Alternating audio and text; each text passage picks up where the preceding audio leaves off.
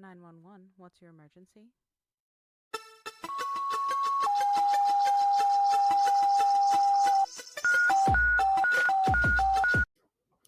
The following content is graphic, emotional, includes dark humor that may not be suitable for all listeners. Discretion is advised. These stories are based on real-life EMS, military, and healthcare experiences. Calls are real, providers are real, names and details have been changed to protect privacy. They may be disturbing to some and are definitely inappropriate for HR department. Any medical or mental health discussion is personal experience, not protocol. Use your damn brain. Follow your local guidelines, and when in doubt, call Med Control. If you're struggling, don't do it alone. Talk to someone, a coworker, a friend, a therapist, or hell, reach out to me. I'll answer. Need help right now? Text or call 988 or visit 988lifeline.org. Awesome. Chris, thanks for having us. Yeah. Yes, ma'am. Thank y'all for coming. Absolutely. Welcome back to Dispatch Dysfunctional. Today's guest has spent years working in healthcare, seeing patients at their most vulnerable, the moments most people never see and honestly wouldn't know how to handle if they did. He's a nurse and the author of 10 Years Strong, Black Coffee, and Strong-Willed Patience. And he apparently loves coffee. Collection of stories. Thanks to dark humor to the kind of situations that stick with you long after the shift ends. Derek, I've introduced you to the best of my ability, but like always, I like to let my guests introduce themselves so people hear who you are, what you've done, and then we can get into it. Oh my goodness, I don't want to implicate myself. No, I'm just kidding. Well, my name's Derek Hadinger. I'm a goofball middle child. Grew up in a solid Christian home, very introverted. Started off doing artwork, reading a bunch of books. We didn't have a TV in the house for at least 8 years. And every time I get grounded, I get thrown in the room with the books in it and feed my brain. Before you know it. Go through high school playing a band. Was getting ready to go to Career Center for Art College.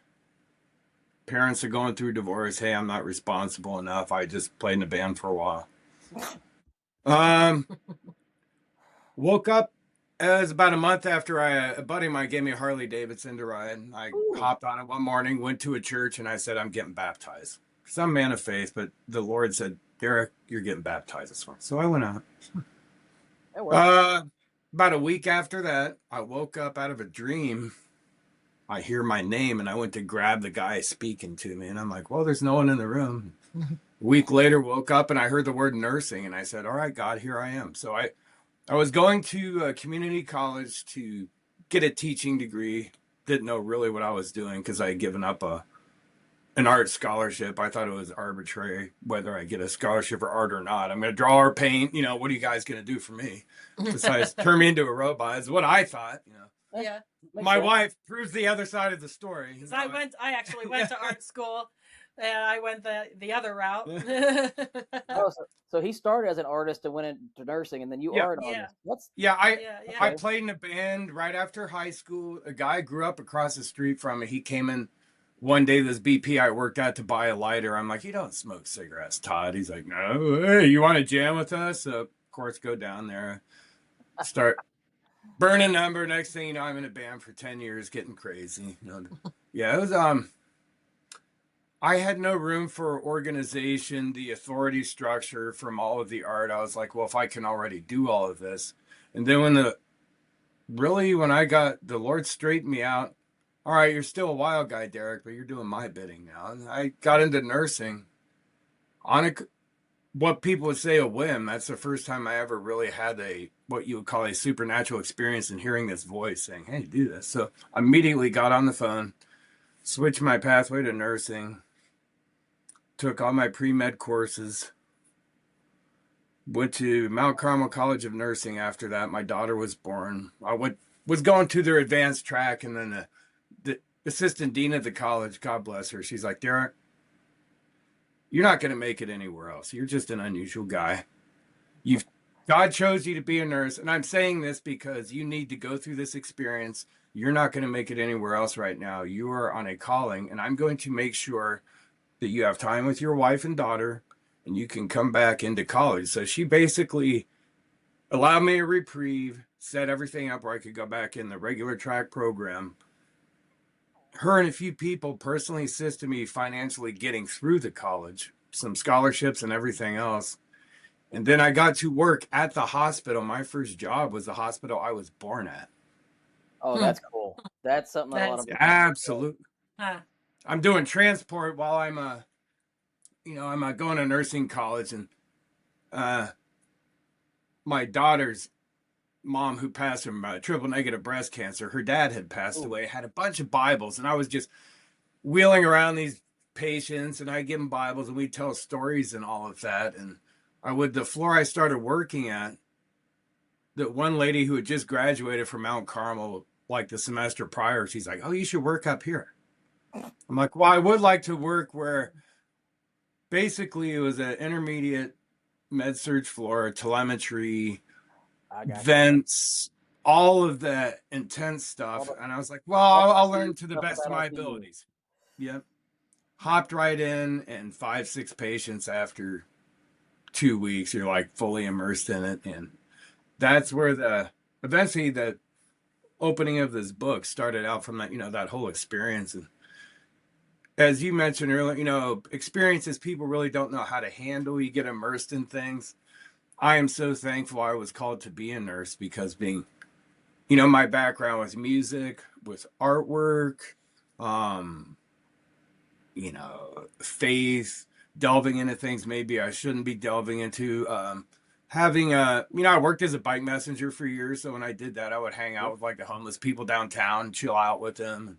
They're just sweet people. So when I would see them in the hospital, all of a sudden, all these, what I thought were bad, negative experiences that I'm just being a rascal, ended up being a testimony and tools to help me navigate 10 years of insanity. It's funny you say it that way, because a lot of us, we don't realize how much we affect others even outside of our jobs. And Wow, you are so right. It makes such a difference in the patient care and in our own minds, because like you said, I know a family that he goes and preaches to the homeless people, and I've witnessed it a few times, and it was just cool to be able to see a few of them and understand that that's not their choice to be homeless a lot of the times. Yeah, it is, but most of the time it's not. You were right. And to be able to get to know them, and then have one of the guys that I met be a patient, I was able to understand him better in the end and empathize more than just be able to, well, you're just full of it. I'm not going to treat you properly. Yeah. You make a really, wow, I'm getting goosebumps, a really important statement. And what really, it matters so much. Like, people, you go about your business, I'm going to use the word, reference the book of James. Someone comes in goodly apparel, you let him sit up front. Hey, do your thing. And the guy looking rough, oh, you get this back seat. You're becoming judges. You have judges of evil thoughts and things. And a lot of these people they're homeless because the system that doesn't like love, that doesn't like people who want to not work with the system, it'll chew them up, spit them out, and do everything they can. You get to see this side of them that you never get to see otherwise. They're in their worst position. I have 4 rules of nursing. There's 4 rules of gun safety. I have 4 rules of nursing safety. 1, that person that you're about to encounter is having the worst day of their entire life, and they will immediately take it out on you until proven otherwise. And then if you go in with an attitude, you're done. 2, that person's pathology has made them confused. So you're dealing with the most confused person you've ever met in your life until proven otherwise. 3, every person you encounter is an extreme falls risk with prejudice until proven otherwise. And 4, every patient is a diabetic and or needs a cardiac medication until proven otherwise, and you better stay on top of it. And if you do that, 90-some% of things are mitigated right then and there. But if you don't follow those rules of safety, yeah, you're in big trouble. But when you do, and you walk in the room and somebody says, "Hey, how you doing? What's going on?" "Oh, I'm in pain. I'm such and such." Right away, they give you the shoes. Say, "These are the shoes I need you to wear to tend to me." Put them on and do it. You don't have to think about your job.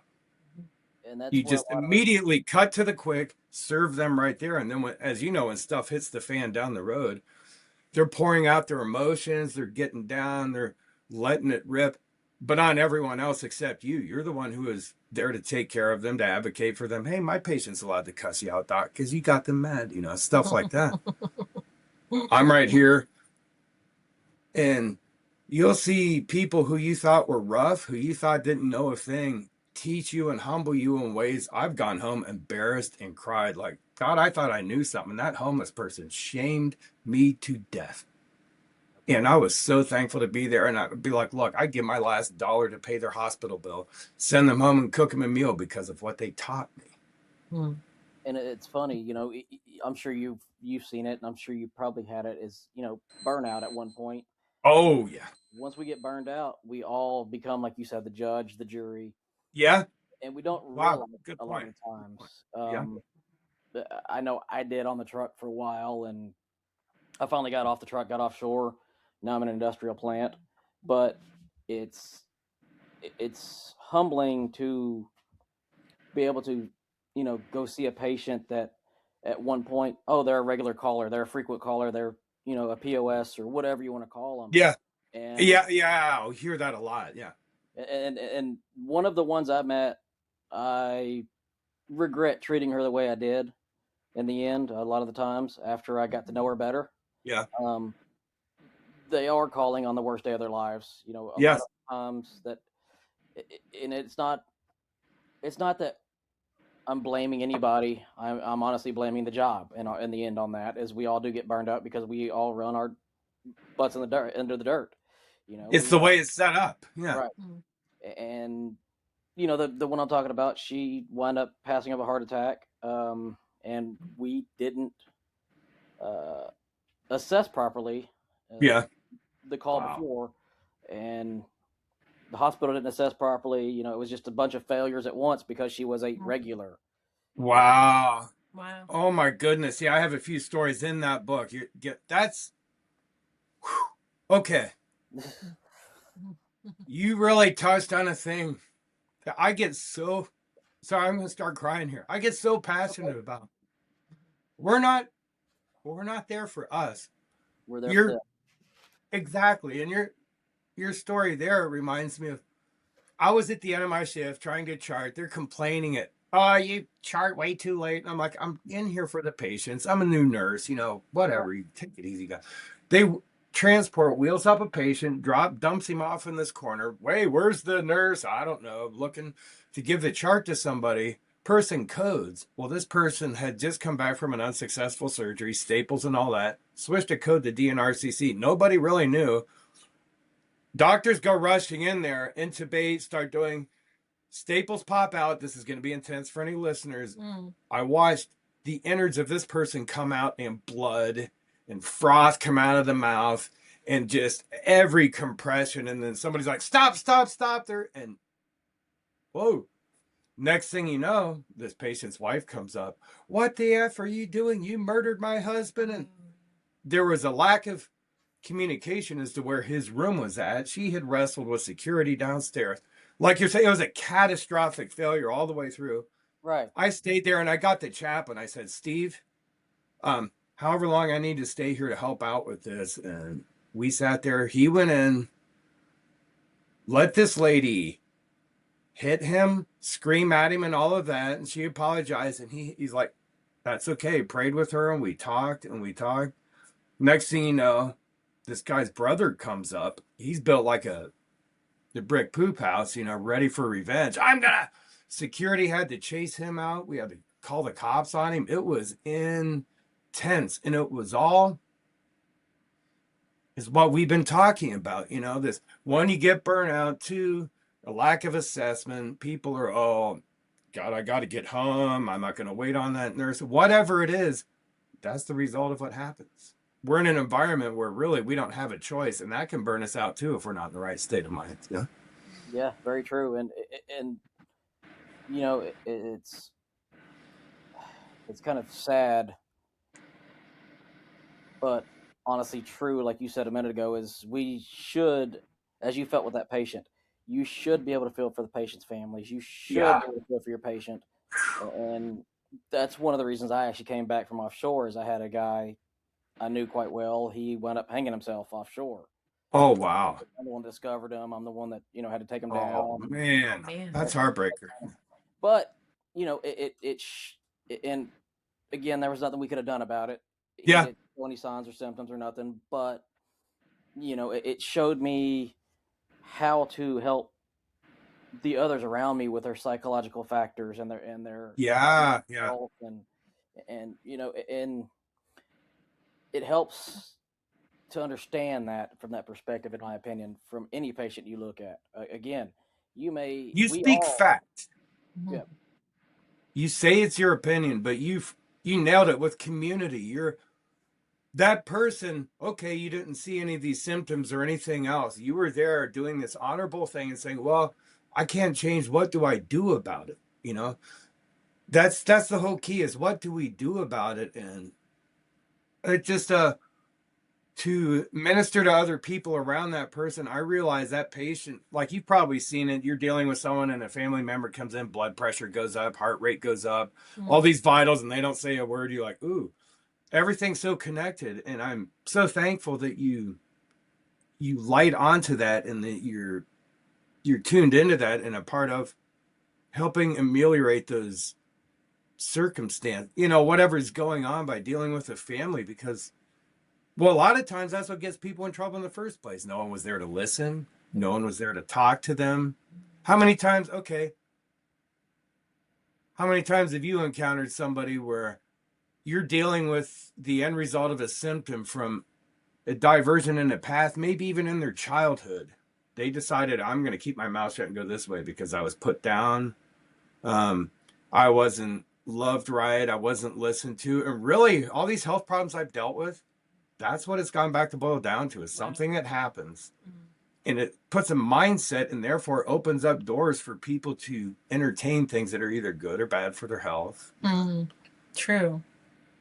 It's a continuum.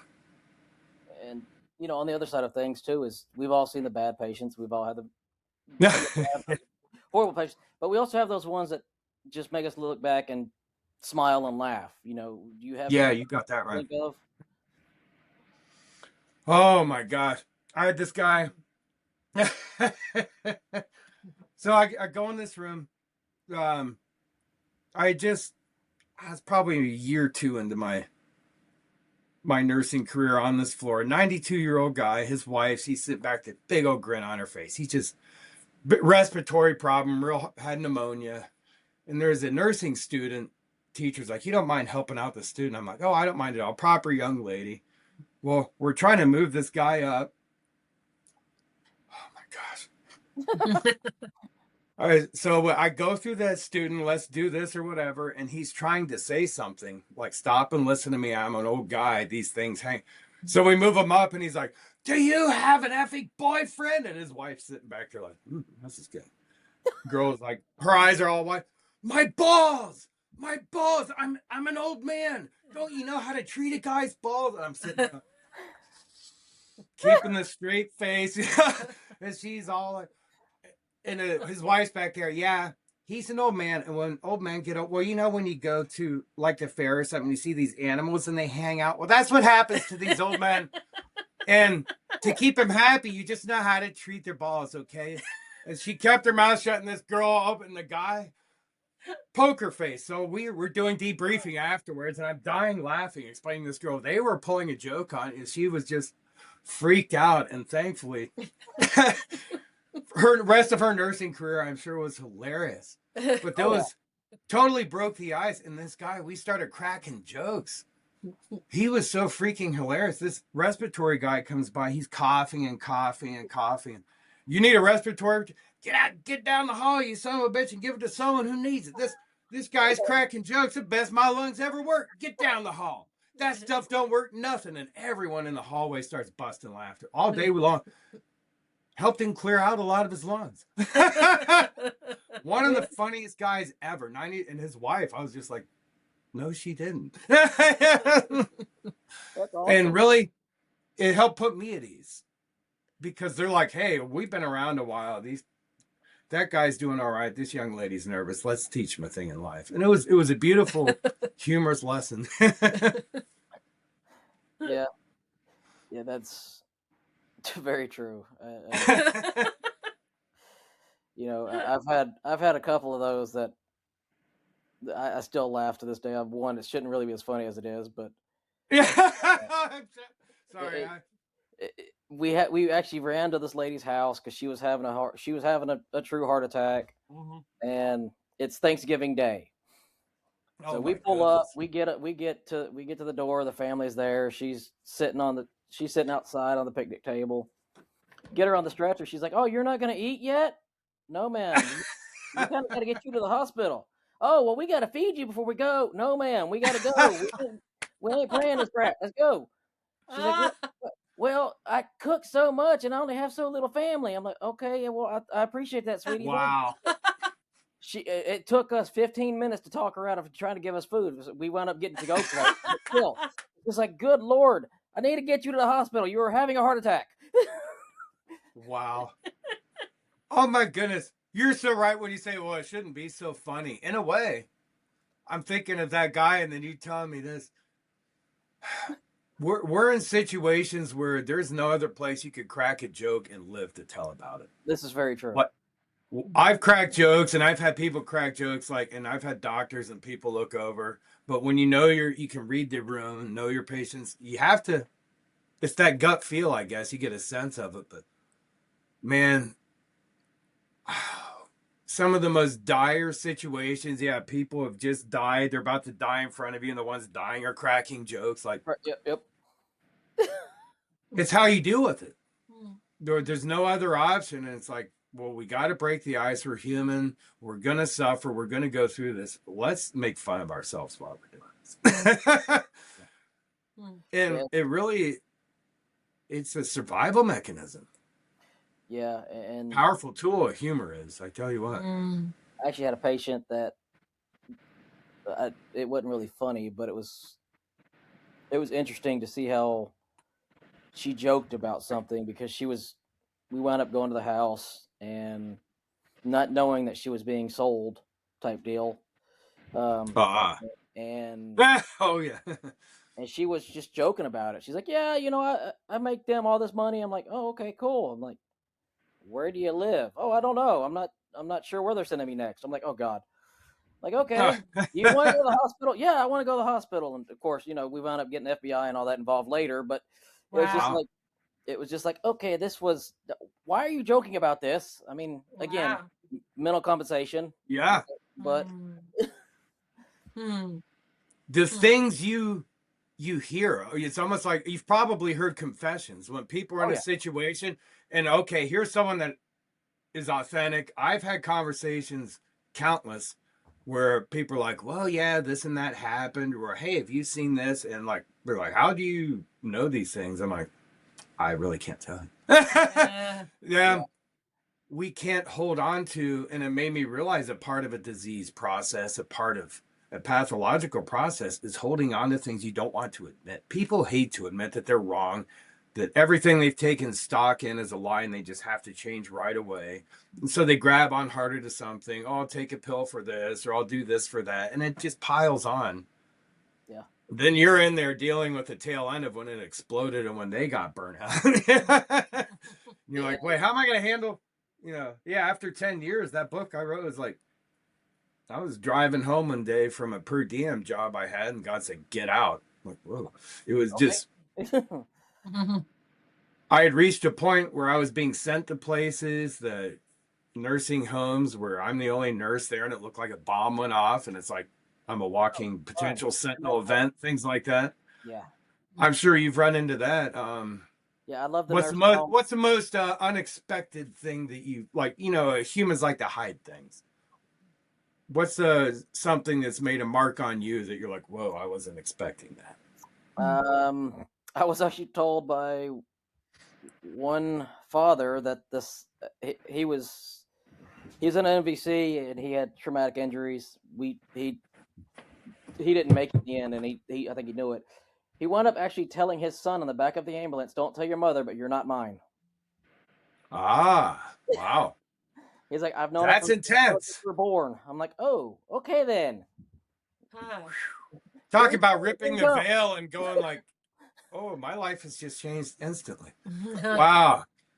Yeah, there are those experiences, and really, when you're the healthcare provider, you're the one who's maybe a mediator, a translator for weird situations. Half the time, that's what it amounts to. Yeah, you learn tact real quick, and Yeah. you you take ownership of conflict. But when stuff like that happens, you like judo, use people's energy against them, and look, you're gonna Yeah. pay the price for this, dude. Hey, I gotta step the fuck back for a second. I'm sorry. Yeah. Very well put. Yes. I know you said you wanted the episode clean, but I had to throw that one in there. Yeah. You're speaking fact once again. I'm gonna let There's you just so handle much. this. Yeah. What's the most like profoundly rewarding experience, like someone catering to you that you've had? Like you're about to have its worst day and someone out of the blue, because I know you've had one. Honestly, it was actually this was a cool one. Me and my partner, it was her first shift on the truck with me, Okay. and we get a birth in progress, delivery in Ooh. progress, whatever you want to call it. Wow. So we go to the house, we deliver in the back of the truck, take the mom to the hospital, the baby in the hospital. Everything's good. 3 months later, we get a call, and we get to re-meet the baby, and they actually named the baby after my partner, which was awesome. Oh, wow. I was like, that is cool. I mean, it was a female baby, had a female partner, so I was like, that's just awesome. And apparently, they wanted our names on the birth certificate, so that's why they wound up actually on there. And it was just really cool to be able to see the baby again and treat the baby and the mom, and you're part of their family like that. I mean, that's a beautiful thing. I've had people adopt me in their family, and you're part of someone else's family. It's such a community, and thank you for what you do. We're like commandos that bringing all these disparate parts of our culture, and they all kind of have to meet in this. In a way, the healthcare hub is where you're going to find them all at one point or another, and right. Well, it's so true too. Like when you were mentioning before that when you guys meet someone, you're meeting them for the first time on probably at least one of the worst days of their lives, or one of the most challenging days of their lives and painful days of their lives. And it makes me think of my own experience when I was when I gave birth to my first child, and I'll just never forget the nurse who took care of me in after the delivery, and just how much care she gave me. And it, especially as a mom, you're the one who's supposed to be taking care, of other people. And when someone's taking care of you, you feel tears coming, because you can't. Just having that experience of someone really caring for you and taking care of you and doing such a great job at it. And it just means so much. And I will never forget that nurse. I will never forget that lady. I wish I could remember her name, but I'll never forget the person and the way she looked, and just the care that she gave me, and how she made me laugh, and it made me feel at ease when I was going through a lot of pain, and it was a very, difficult situation for me. But she made all the difference. You guys are the superheroes in my mind. So, as you were saying, starting out, you wonder, what kind of an impact you make on others. Well, a story like every person you've encountered. I'm just going to put it out there now that I'm talking to another person. Usually, you're analyzing your own thoughts and don't think of some things, but every person that we've encountered is within this context. Yeah. They have changed our life, and we have changed their life, and it is unavoidable. Yeah. And to what degree is how much you put into it. And that's intense. To be the fulcrum. You're part of this like portal, this catalyst, this altar for change in a situation. And the responsibility that falls upon us is huge, but that's why we have to be jokesters. We have to be authentic. I had a guy, you grew up in a churchy Christian square. You don't cuss. I'm like, shut the fuck up. Oh, you're a cool guy, huh? I'm like, yeah, just shut the fuck up for a second. Yeah, I love the Lord, but saying that it's a cultural thing, whatever.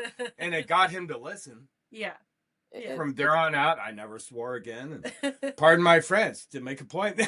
Yeah, it grabs people's attention. Speak their language. Yeah.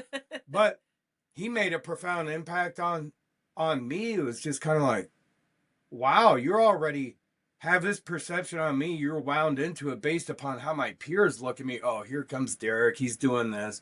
So based on the social construct of how I appear within the workings of the floor, someone has a presupposition about me. So I have to go in and just break all that down and be like, dude, I don't care about me. I'm not here for me. Well, and it's interesting too, because like you were saying, we do impact everybody, but yeah, at the same time, if we give them a bad experience, it yeah, normally outweighs the good experiences. And yes. That's the bad thing is, I've had patients that, oh, well, that last crew treated me like shit. I'm sorry. I'm not going to treat you that way. They're like, oh, well, they didn't listen to me. They didn't pay attention to me. Yeah. And in doing that, though, they're giving you you are so, oh, wow. Yeah, I use that on people. Oh, I didn't want to listen to that. I'm like, look, you're getting an instruction manual for how to be the best nurse or whatever, ever. Those are what they didn't get. Oh, no, I got you on all that. Next thing you know, you're in like Flynn. Well, Wow, you just showed me a key to something. Thank you. I mean, it's like an unconscious thing. We by instinct, I guess, understand that. But for people listening, yeah, when you hear somebody complaining, not getting treated right and all that, take it to heart, because most humans don't want to go out of the way to treat someone how they would treat themselves. Really, it's a paycheck. I want to get home, whatever. But when somebody's complaining and yelling, take it as a compliment in a way, because you're the one there. They trust you enough to address grievances, and yeah, they may be yelling, and don't feel put down, because they're like, hey, maybe you're the solution. Yeah. I'm telling you what someone else didn't do, and all right, thanks. I was always the solution, because they let me know how to do it. Oh, wow, you're a great nurse. No, I'm not. I just listen to their needs. You get to change their perception. Yeah. I'm a great listener. I'm an okay nurse. I just get better and better every day at what I do, but I'm great at listening to people and saying, hey, I'm no better than you. Sweet, man. What can I do for you? Yeah. There's no difference in that's one thing that I still don't. I've been in EMS for 10 years now, and oh, wow. I still don't understand the whole nursing versus EMS thing either. I've yet to understand that. We're not better than the other. Y'all have specialties. We have specialties. Yeah. Why that can't be understood, I don't know. I won't ever know. But anyways, it's pride. It's egos. People getting this big old pissing contest and like, well, I gotta, RN. I used to walk around refreshments, narcotics. I mean, come on, what's this badge really mean? I should be able to carry myself, talk to somebody, give them a solid answer, be like, okay, you know what you're doing, and it doesn't matter what a badge or anything says. Right. And pharmacists, EMTs, and even housekeeping, some of the most informative and wonderful people I've ever met, and the doctors, I'm like, oh gosh, I'm going to put this doctor. I've chewed out doctors before. Oh yeah. And had the authority to do it because I was advocating for that homeless patient or whatever that got treated like shit. All right, doc, here we go. Yeah. I never backed down from that either. So. Yeah, the other day I was actually getting chewed out for taking a patient due to an injury, and I'm like, nope, I don't want to take them. Y'all want to take them? I'm taking them. I need to take them. So, yep. And it's one of them things to where we have to advocate for our patients. We have absolutely to advocate for our peers. We have to advocate for even if we don't get along with the nurses, or the nurses don't get along with the medics, or whatever, the doctors. We have to advocate for each other, because we are all one team to help the people that we are trying to help. Amen to that. That bears repeating for sure. That's what it's all about. Yeah, and then people's egos and all this stuff gets in the way a lot of times, and it's just like,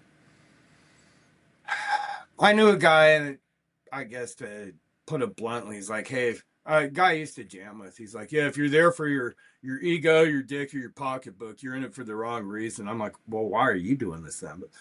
But he, he made a good point. Is it that they're throwing around all their degrees and this and this and this. There's a proverb, even a fool looks smart when he keeps his mouth shut next to someone who's basically bloviating next to True. them. And Very true. and thank you for saying advocating. That's the whole reason, really, I was called to be a nurse is when, being a bike messenger, seeing these homeless, indigent people. My dad, when we were in church, we had Haitians live with us for a little while. They had next to nothing. We're like happy, sweet people. He would find homeless people. Hey, come over to our house and let them. It was unusual for rest of society to grow up in something like that. But that was how I grew up, and it really showed me the importance of. And as you're saying, yeah, you just made me think of what you just said here a moment ago about people you may not like or nurses you may be battling with them. When you stand up and advocate and do the right thing, I've had them on with a doctor. We would butt heads. I was advocating for this patient. Later up, she's like, hey, can you give me heparin shots? I'm pregnant. I was the one who gave her her heparin shots. She showed me her baby pictures. Hey, come in on this meeting with me. Right. All of a sudden, wow, you were advocating for that patient. Yeah, we didn't disagree, but I see what you were doing, and boom, you're the nurse I'm going to. Well, that's what it's all about. Yeah. And that, like you just said, that's the thing that should stand out is the connection that we have with our patients. Amen. Yeah, you're right. In healthcare, we get stuck with the tasks, the vitals, the protocols. But we have to build the trust with the patients, when Absolutely they're scared or holding something back from us. We got to do that. So, I mean, as a nurse in, ICU, ER, or anything like that, how would you explain that to someone who's not understanding how to do that? How would you build that trust, you think? Wow. Good question. Sit down right next to him. What do you need? It's the first thing. Hi, I'm Derek. I'm going to be your nurse. What can I do for you? What do you need? That's always the first thing. That's their chance to let it all out right away. And in doing that, that establishes the line of communication, and you can build trust because what can I do? They tell you what they need. And if you can honor that, you will always be trusted, at least in that situation, because you are meeting their at least basic physiological, emotional needs. I've taken care of someone, and the nurse like, oh, he murdered his ex-girlfriend years ago, and then, he's got this rap list. I don't want to hear that. But I don't care. So what? That's not what they're here for. I'm treating him like he's me in a hurt situation because I could be in that situation. What if I didn't have a good upbringing? What if something happened where I'm in leather restraints and I'm some punk or whatever? And he was calm enough. I got him discharged and all that. And my boss is looking at me like, I think you're going to get murdered. No, because my worst enemy, if we can respect somebody's wishes and needs in the moment, there's a proverb that says, when we basically treat people right and we show them love, God causes our enemies to be at peace with us. And it's proven over and over again. They'll be all crazy. Just shot someone. Hey, I don't want to bleed out. Dude, sit down. I'll give you pain medicine. I'll give you a tourniquet. Those cops will stay away for a while. I'm your man right now. No one's going to mess with you. I've been in that situation before. Cops are like, no, dude, we'll stabilize him. Just back up. Yeah. And the scariest person I've ever dealt with trusted me implicitly, and I did to them in that moment. We had to. Right. So it's trust. It's earned, it's shown, and it's laid out immediately. Otherwise, one's not to be trusted. People are like, oh, you need to respect me. I have this badge. You can trust me. Yeah, whatever. Look at politicians. They say that all day long, and then that's as far as I got to go on that. Yeah, and the bad thing is if we don't build that trust, if we don't show them, you're done. Yeah. We are not able to treat them. We are not able to get any information out of them. You are. Oh wow, you're so. Can you please say that again? Seriously, that is important. Important. Again, if we don't have the trust, you can't.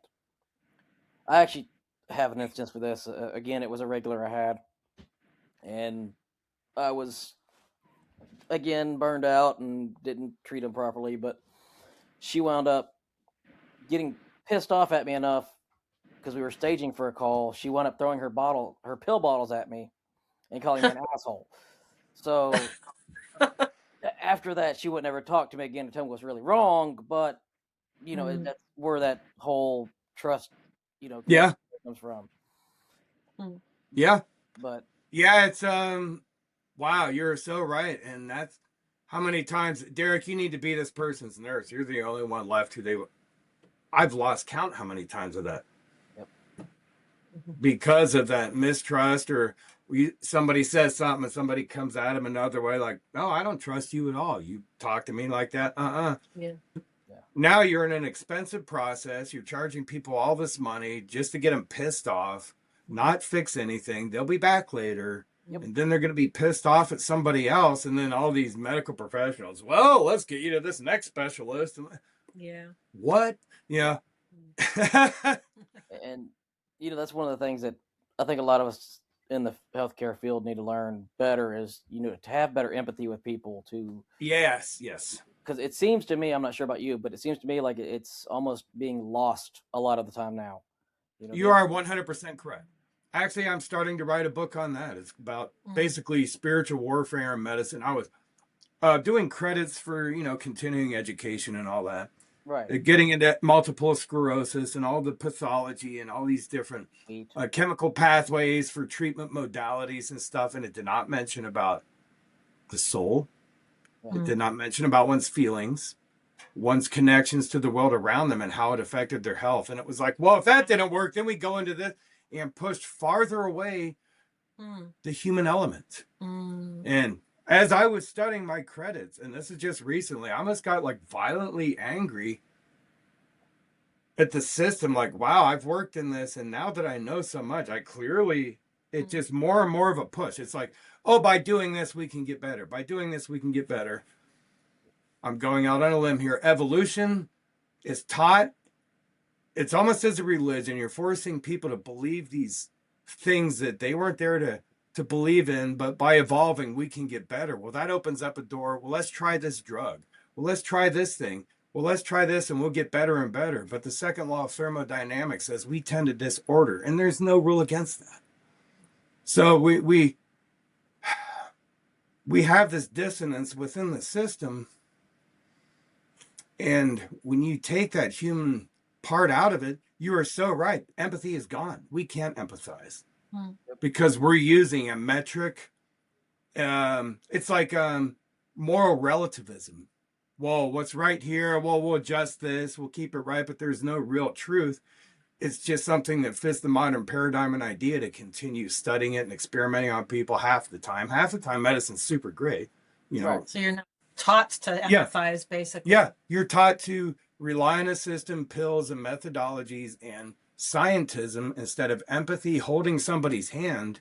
There's a proverb, kind words are like, sweetness to the stomach, they're like medicine to your bones. I mean, it's funny. My wife's having a rough morning. I hugged her, and instead of anxiety medication, boom. It helps. Yeah.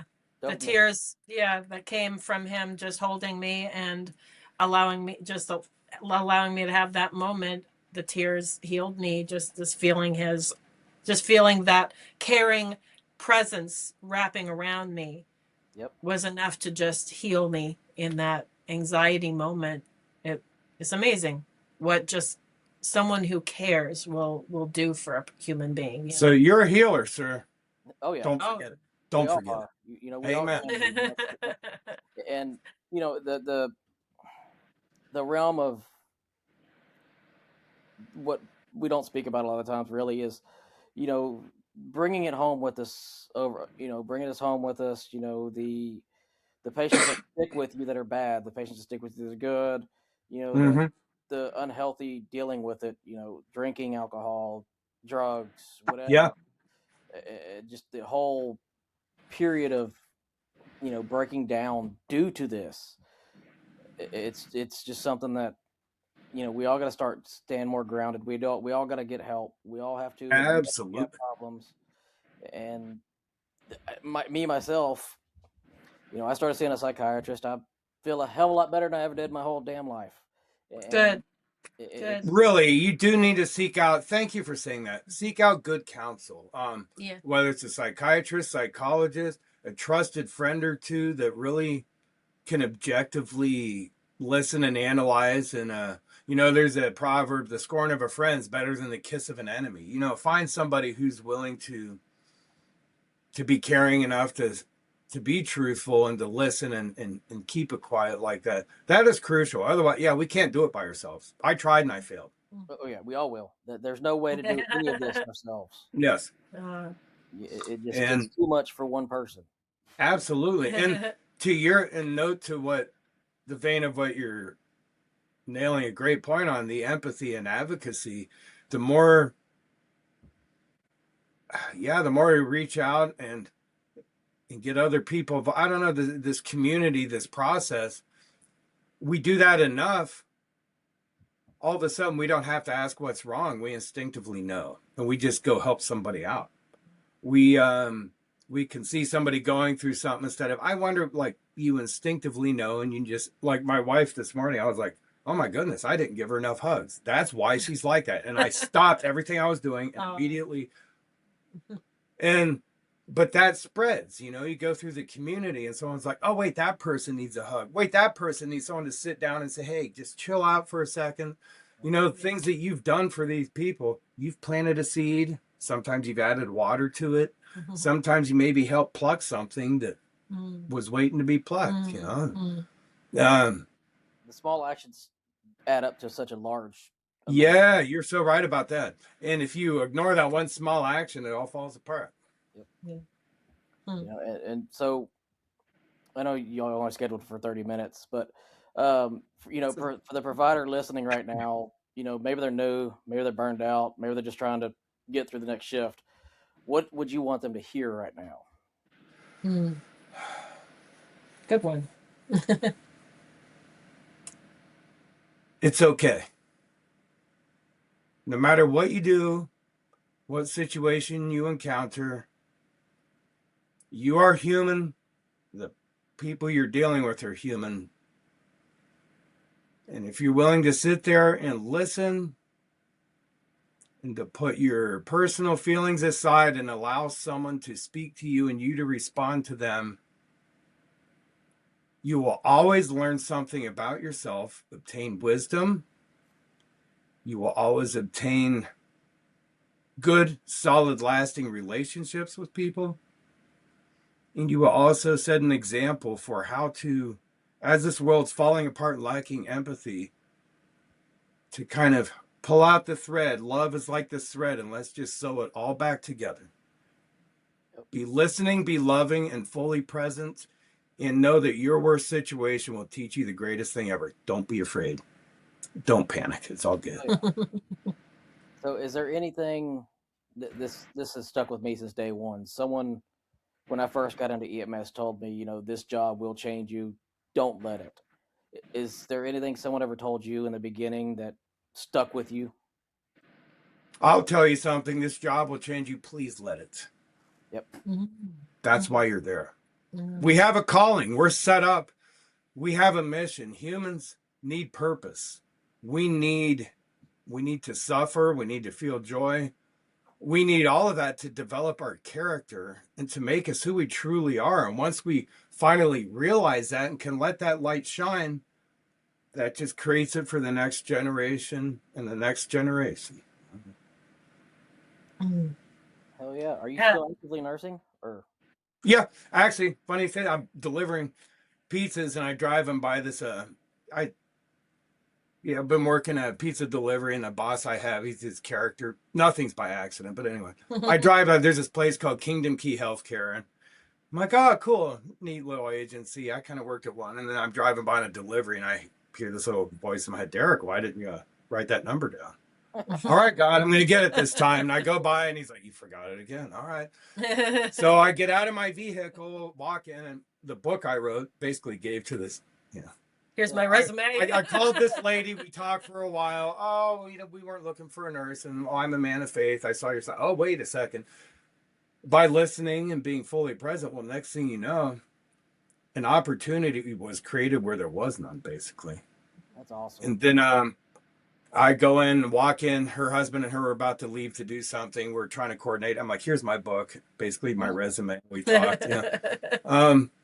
And then she called back. We had this interview, and my lovely wife sat in with me on it. And she got to, I said, here's my emotional support wife. It was an intense day. All this stuff was going on.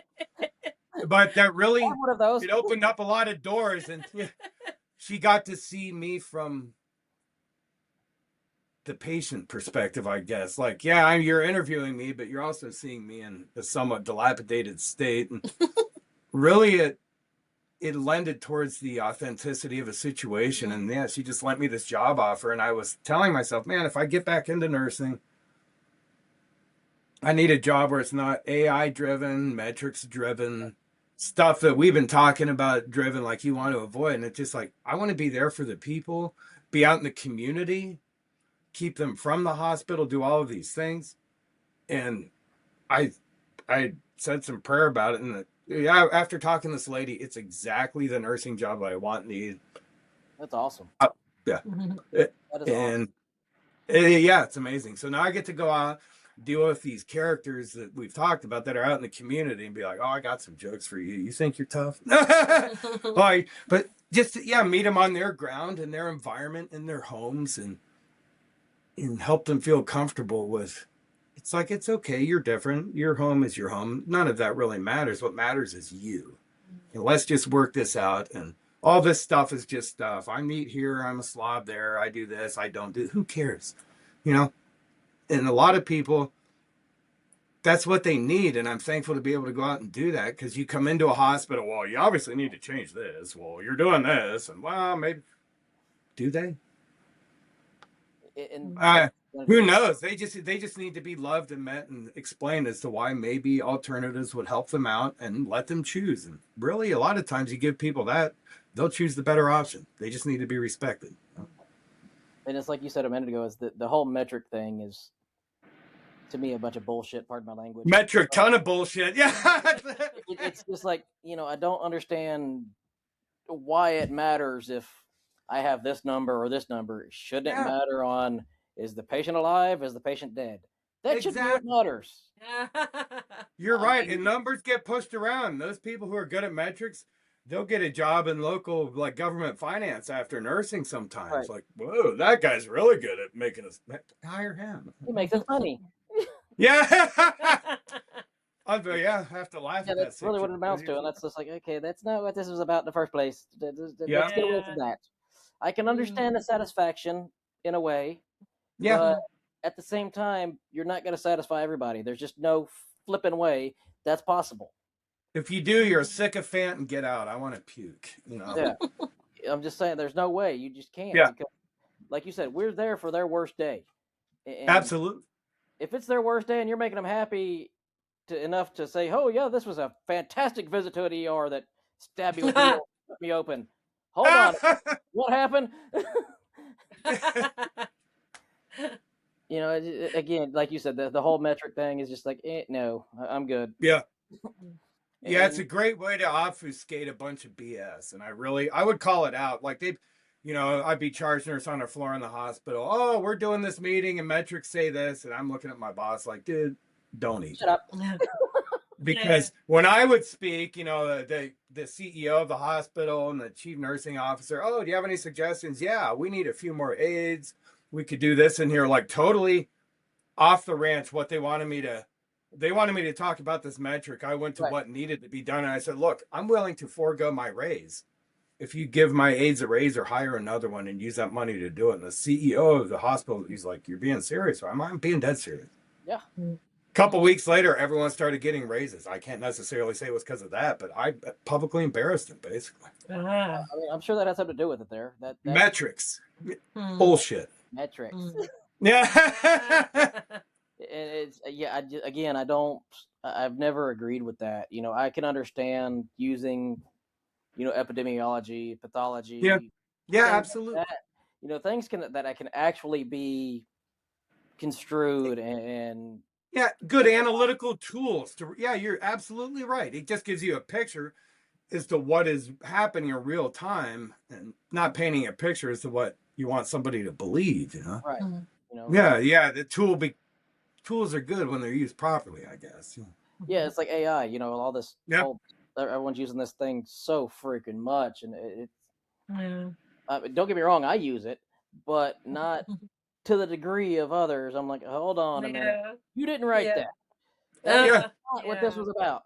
It's be like that wrench that tightens like a torque wrench that you don't have or something. Like I'm the one fixing this. I put the bolt in, I did everything, but I still need this to do a specialty thing. AI is I Cool. I never really use it, and if I do, it's by accident because of I'm just such a nerd, and it's one of those things to make this point to nurses too.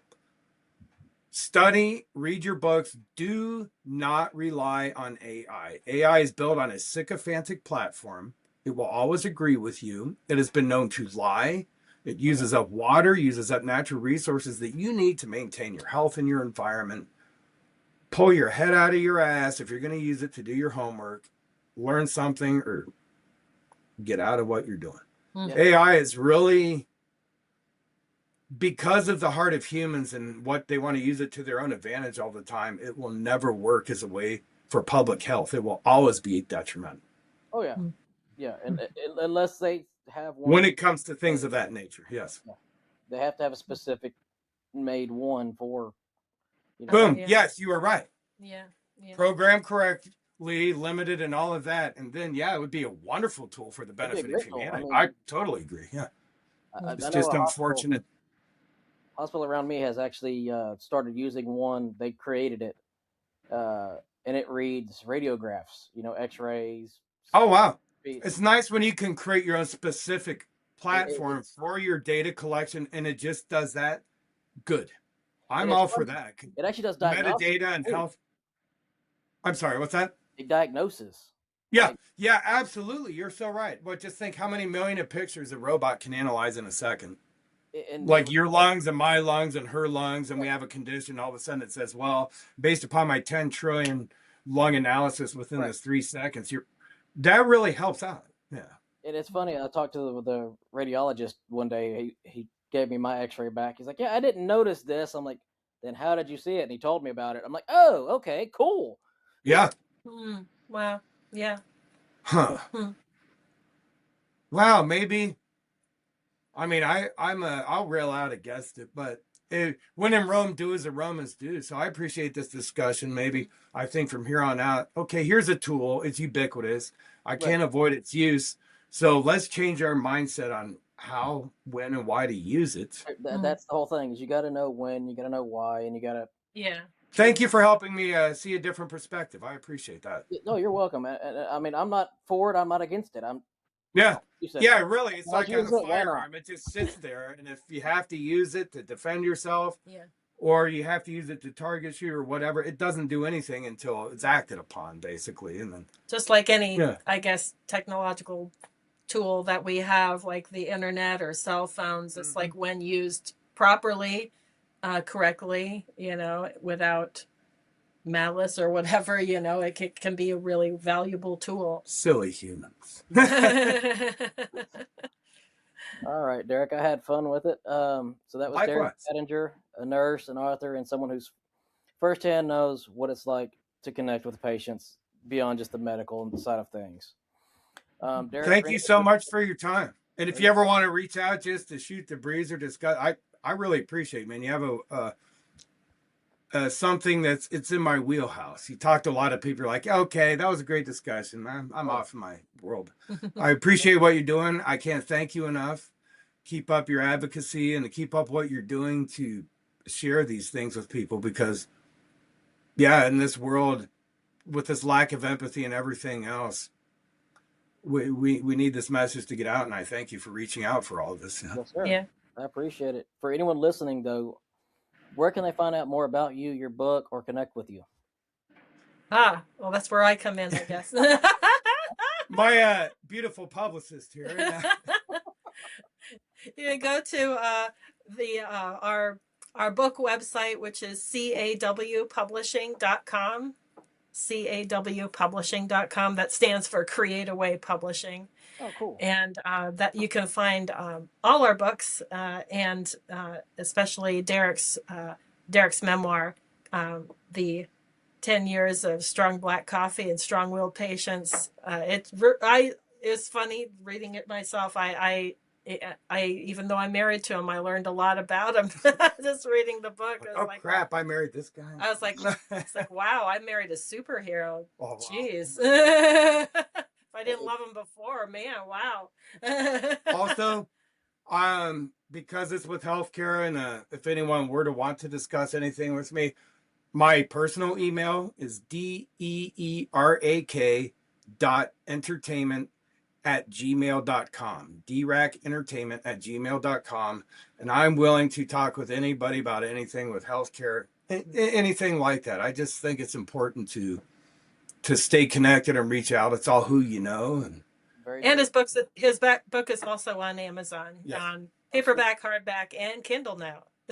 I feel like a marketing person here. She's a rock star too. She's a publicist, rock star.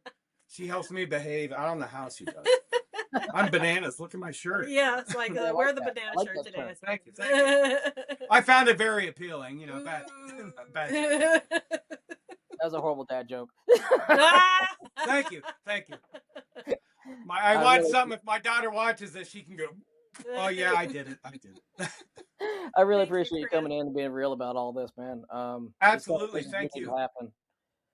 Again, before we wrap up, what's one thing you want every listener to carry into their next shift or into the next day or so, or whatever you want to call it?